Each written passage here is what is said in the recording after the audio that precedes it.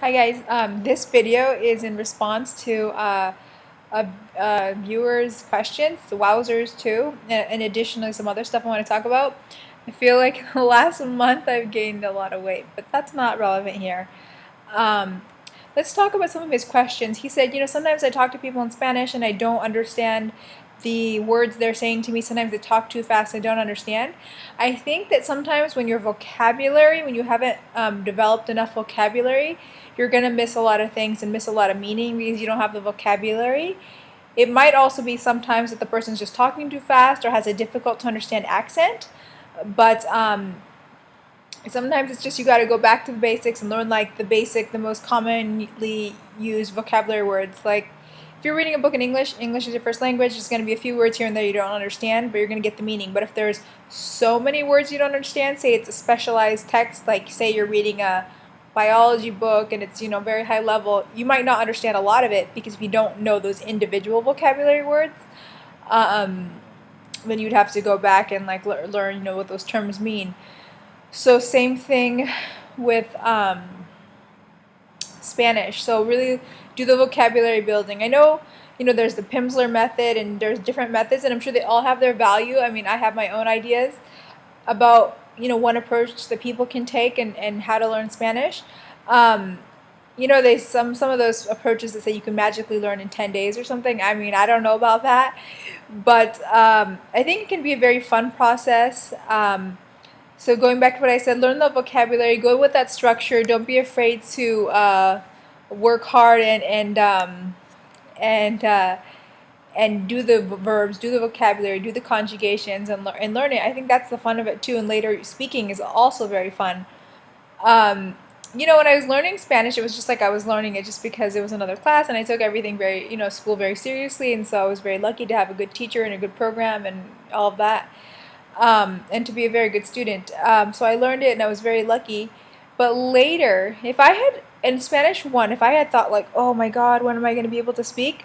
I would have never been able to like speak, because if I was just thinking about the end result, I was just focusing on what I was doing. And there's a saying that says the process takes care of the product. So let me give you some tips, and I don't know if I probably have stated this in another video. I would say start learning the present tense first. Do the present tense, AR verbs, ER verbs, IR verbs. Learn those really well, okay? The most common verbs like cantar, to sing, bailar, comer. Make sure you can conjugate those really well. The 100 most common verbs, and then I'm just throwing a number out there. Maybe it's 150, maybe it's 85. I'm not sure exactly. I should look that up. But then, so look up those verbs, know how to conjugate them, know all the important irregular verbs, and there's sites on that will tell you what it is. And then present, present, present, present. Make sure you master the present. The regulars, the irregulars, okay? Then you move to preterite.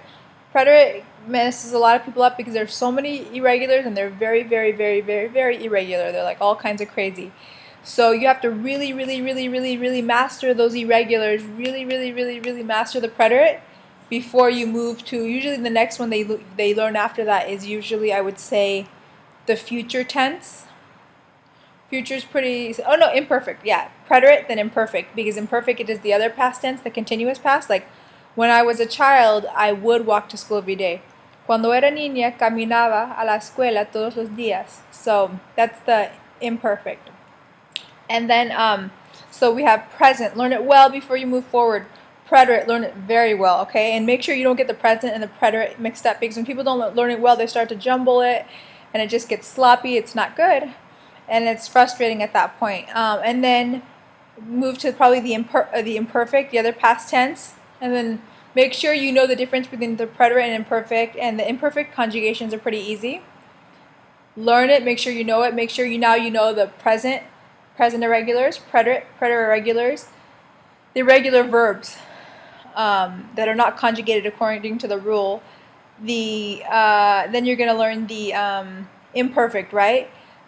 Present, preterite, imperfect. So just don't jumble these things. That's where the problems start. What else did I want to tell you? I wanted to tell you that A lot of people criticize like formally learning. They're like, I just want to be immersed in it. But sometimes that's why people do learn formally or through a classroom, because they don't have the luxury of being immersed in it, but they still either want to be able to talk to people sometimes in Spanish, or B, know they're going to go to Spain or somewhere for a year or something and don't want to just go in completely blind. So yeah, there is a reason that, you know, classroom learning or formal learning does exist, and it does have value. Some people say, just drop me in the country and I'll do better. And for that person, if that works, then they have the luxury and the ability to do that, then they can do that. But I still feel, just if you observe a lot of people who even come, and I say this respectfully because, I mean, obviously I know people, you know, that are very close to me that learn the English as a second language, and it's, you know, so amazing to come from another country and come here and build your life. I completely respect that experience, but I'm just making a linguistic comment. It's not a judgment. It's just an observation. A lot of people come here and they live here for a very long time, but they still speak, their grammar is still very inaccurate. Well, on the one hand, it doesn't matter if they're communicating, they're fine, you know.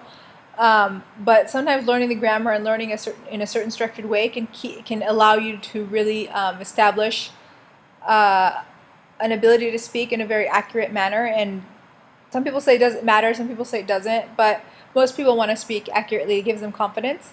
So you can go to a country for like 20 years or whatever and still have so many grammatical errors if you're not consciously trying to change those. So it just depends on what's important to you, because some people will say it's not important to have perfect speech, and maybe it's not, but for some people in some jobs or whatnot, they really want that. So I kind of went into a little bit of the structure of how you can learn it. Make sure you give yourself time to learn things before you move on. If you know the present very well and the irregulars, the preterite and the irregulars, the present, the preterite, the imperfect, then you learn the future and also the conditional. You're in pretty good shape. You learn those well. Look up the irregulars. Also, you need to learn the voy a ir a la escuela. I'm going to go to the school. I'm going to dance. He's going to come to my house. The gonna construction, I guess it's called the periphrastic future. You should learn that too. It's very easy. And usually they learn that when they're doing present tense. So learn the irregulars is the big tip. So there's all of that fun stuff. The learning blocks are not boring. They're fun. It's just, wow. You should be excited about it, and I want you to be. That's what I want for you. And then one day you'll like speak more or learn more or be able to understand more of a song than you did before. But if you're just like, you know, even if like losing weight, if I'm, you know, 5, 10, 15, 20 pounds overweight, that doesn't go away in a day, right? You can't just think like, oh, I'm on this treadmill for 20 or 30 minutes. I'm not going to lose the weight right now, so I might as well just quit. Because I think sometimes that's people's attitude toward language learning. Well, I'm not speaking now like magic, you know, so they kind of get overwhelmed. They end up learning Spanish for like 10 years on and off and this and that because they're not following a I apparently can't speak English either. They're not following like a methodical? I don't know why I can't say that word, wow. They're not following a structured plan is what I'm trying to say. And I think that's really important, and you can make progress like that. And so, like I said before, let the process take care of the product. I know some people, I think it's really valuable to think of it that way. And if you really need to learn for work or anything, but still, things take time, you know. What else that I don't know if I should make a special video about him, but I'm going to start talking about him now because I love him so much. And when I first learned Spanish, like I was just learning because I was in school, and then I learned it really well, and I was really lucky, and then I could speak it and all of that. And then I started to learn about the history of Spain, which I loved. I thought it was so interesting. And then later I learned about the history of the language, and I also loved. And then I learned about the oh my god, the literature. Then it was amazing. When I read the literature, I was like, wow. You know, people say, why did you choose Spanish? Why are you so into Spanish? I'm like, I didn't choose Spanish. Spanish chose me. And the funny thing is, when I was reading Manuel Puig's books, he said the same thing about, his writing. And they're like, why did you choose to be a writer? Why did you do this? He said, I didn't choose it. It chose me. And so I don't know if that's funny, but it's kind of the experience I had. It was a lot of twists and turns, and I feel very fortunate in that sense. So I learned so I read the literature. It's amazing, amazing, amazing, amazing. La vida es sueño. Life's a dream. It's really philosophical. It's very beautiful. I'm pretty sure there's English translations. English translations. It's very old. I love it. I hope you can enjoy it. La vida es sueño. Life's a dream. Going back to my point, I was going to talk to you about Romeo Santos. He's a singer, and he is so amazing. He's a bachata singer. And when I heard his songs, I thought, oh my God, going through all this, from the history, from the conjugations, it went to, learning Spanish, it went to speaking, it went to, being able to listen to the songs, it went to learning the history of the language, the literature, which it just hits you in the stomach in the best way. I mean, I don't mean it hits you in the stomach. I mean, it makes you feel like, wow, this is so interesting. And I was always gravitating earlier to nonfiction when I read in English. But when I read in Spanish, the literature really opened up my eyes to really the value of fiction. And I know that sounds like kind of a really strong statement because, of course, literature is valuable, but wow, it's just wow. So, yeah, I mean, it's a lot of good stuff to look forward to. But Romeo Santos, when I heard his music, recently, because I knew of Shakira way back in the day, I knew her even before the crossover or whatnot. His songs are so beautiful. I love them. I love them. They're reason enough to just... And he sings in Spanish and English. He is, I believe he was born in New York. I believe he grew up in New York, yes. So he speaks Spanish and English. Romeo Santos. Look him up. He's done songs with like Drake, with Usher, but Usher and Drake kind of came and did his type of music. And he says, I don't want to go and become mainstream. He's like, I want to bring these people into my world of bachata. And the music is amazing. I love it. So go check him out, Romeo Santos. What song do I like? One of the songs is kind of sad, but it's really beautiful. It's called Take Me With You.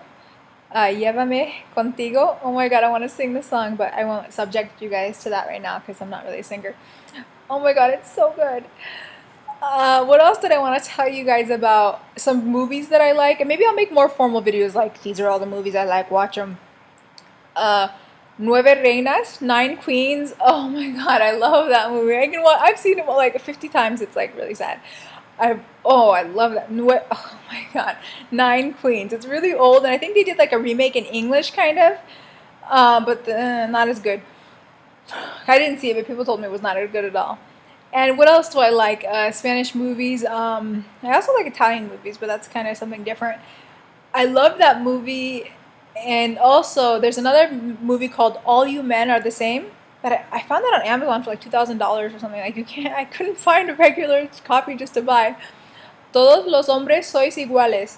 It's in Spain, and it's the funniest movie ever. Okay, so Spanish world has so much magic to offer. Just the movies are so good. They're either and this one's kind of a sad movie. It's about Argentina and what happened in Argentina with the missing children and all of that. So I mean, some people don't like to watch those kind of movies just because it overwhelms them emotionally or whatnot.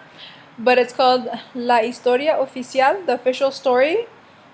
I thought it was very interesting. I thought it was very good. So they have funny movies, they have, historical based movies, they have all kinds of, good, and I don't even like I was always kind of a nonfiction person. What can I learn? What can I apply? What's the most valuable? And the Spanish made me fall in love with watching movies again, because I always thought like American cinema was, I mean, it's a strong statement to say I didn't like a whole country, especially the countries that are known for movies, but didn't really appeal to my sense of aesthetics. In Spanish, wow, the movies are so good. And The Sea Inside. This one's just a sad movie, but it's Javier Bardem. He's very famous, Javier Bardem. He is in No Country for Old Men, and Christina something Barcelona. You know that movie? He's so amazing. He's so amazing. I love him. And he's in that movie, The Sea Inside. It's sad, but it's very, makes you really think about life and all of that. And he was I don't want to ruin it, so you can check it out. Yeah, I'm so enamored by Spanish and everything it has to offer, and I just want to share that with you. So I hope you guys are doing well. I wish you a beautiful day, and I thank you for listening.